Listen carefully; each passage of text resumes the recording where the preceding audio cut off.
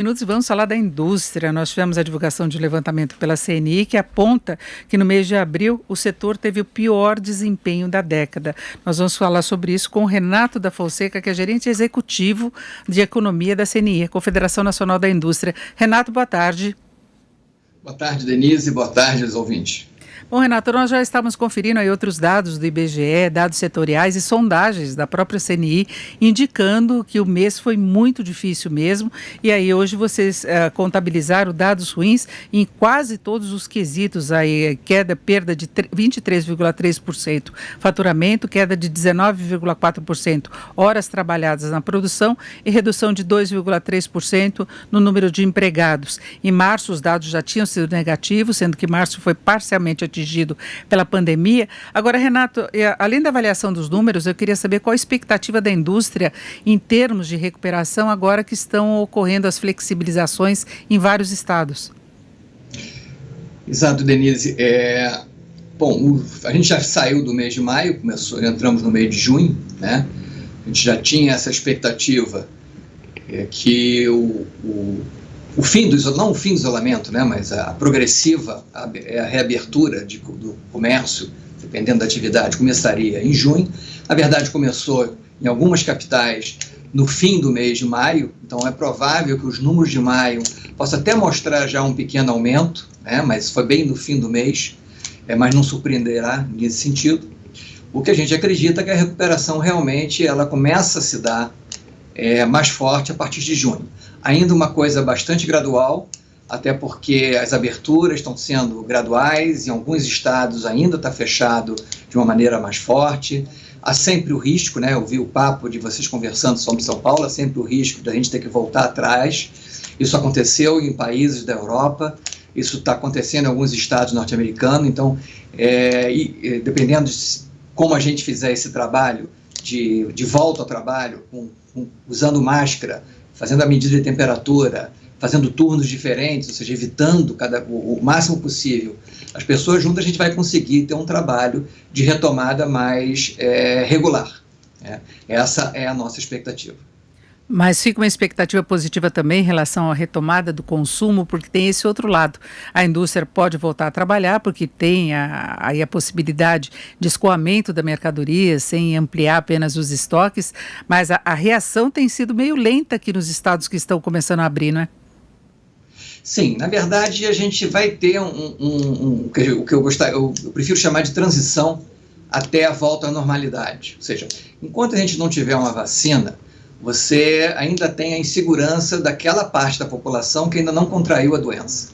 Então, tanto o consumidor, parte dele ainda vai estar mais cauteloso, você mesmo falou aí, Denise, que talvez não volte aos shoppings, ou seja, a não ser as pessoas que já se contaminaram, já estão imunes, essas vão tentar fazer uma vida normal, mas isso aconteceu na China, isso está acontecendo na Europa, isso vai acontecer no Brasil.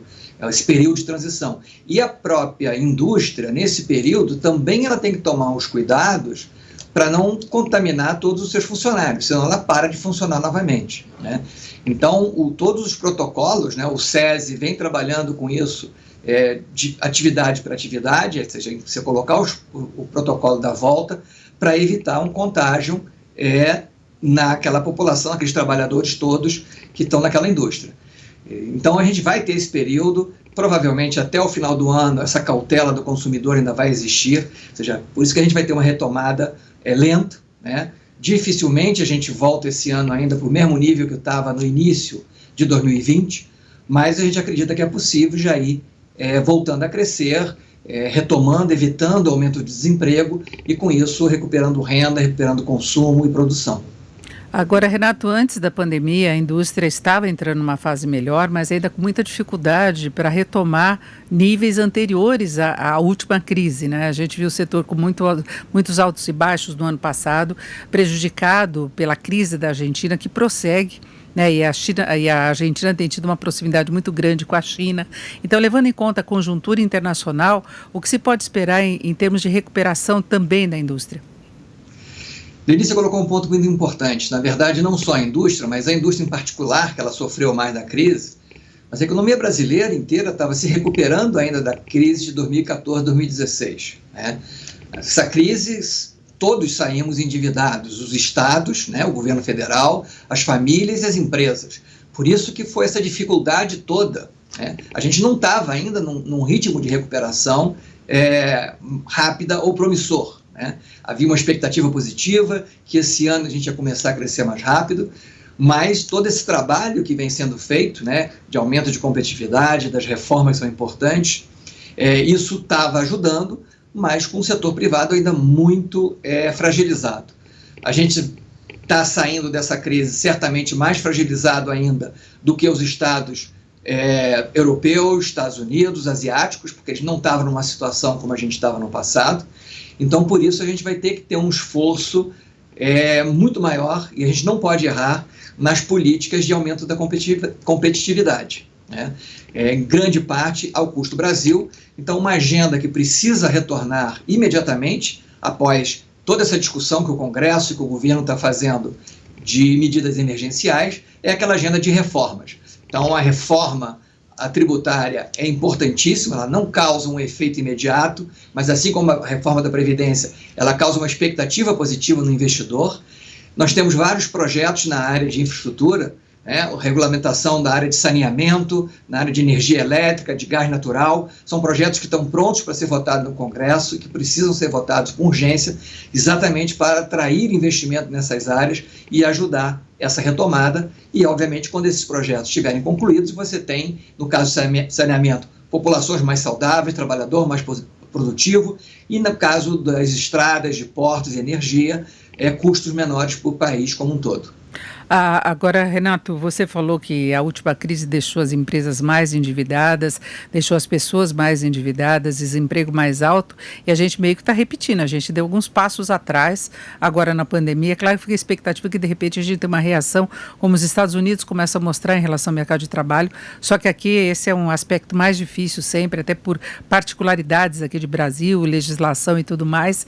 Então, como é que você vê essa recuperação, sendo que a indústria também está demitindo e a indústria também está sofrendo as dificuldades de acesso ao crédito, que é um problema que o governo não conseguiu resolver ainda, não é? Exato, o grande desafio é esse. As medidas que o governo está tomando, elas são feitas para blindar, né, para evitar que a crise se aprofunde através de aumento do desemprego, queda de renda da população e falência das empresas. E aí você passa a ter uma crise perfeita, que é problema de demanda e problema de oferta, que as empresas o setor produtivo fica desestruturado, fica faltando fornecedores, fica faltando intermediários na logística. Então, para evitar isso, o Brasil, assim como os outros países, eles tiveram essas medidas de apoio às empresas, de apoio à família, aquelas famílias que não estavam ligadas ao sistema formal, que no Brasil é um percentual bastante significativo, né? Então, todas essas medidas são importantes para quê? Para evitar que a renda do trabalhador, né, caia muito, até aqueles que ficaram desempregados, para evitar que as empresas quebrem e para evitar que elas desempreguem, né? Então, no caso formal, a gente teve uma boa solução até o momento, ou seja, ele teve 8 milhões de trabalhadores que fez um acordo, seja de redução de jornada ou de suspensão do contrato de trabalho, mas manteve o vínculo. Então, com a retomada, ele volta ao emprego e mantém uma renda nesse período. E a gente teve um impacto menor no desemprego em si, tá? Obviamente, nós estamos falando de desemprego formal. Houve um volume bastante significativo do setor informal que ficou sem emprego. Se você consegue evitar um aumento do desemprego e evitar falência, a gente consegue sair da crise mais rápido. Mas você tocou num ponto que é importantíssimo.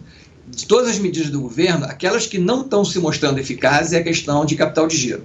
Ou seja, as empresas continuam com muita dificuldade de acesso a capital de giro.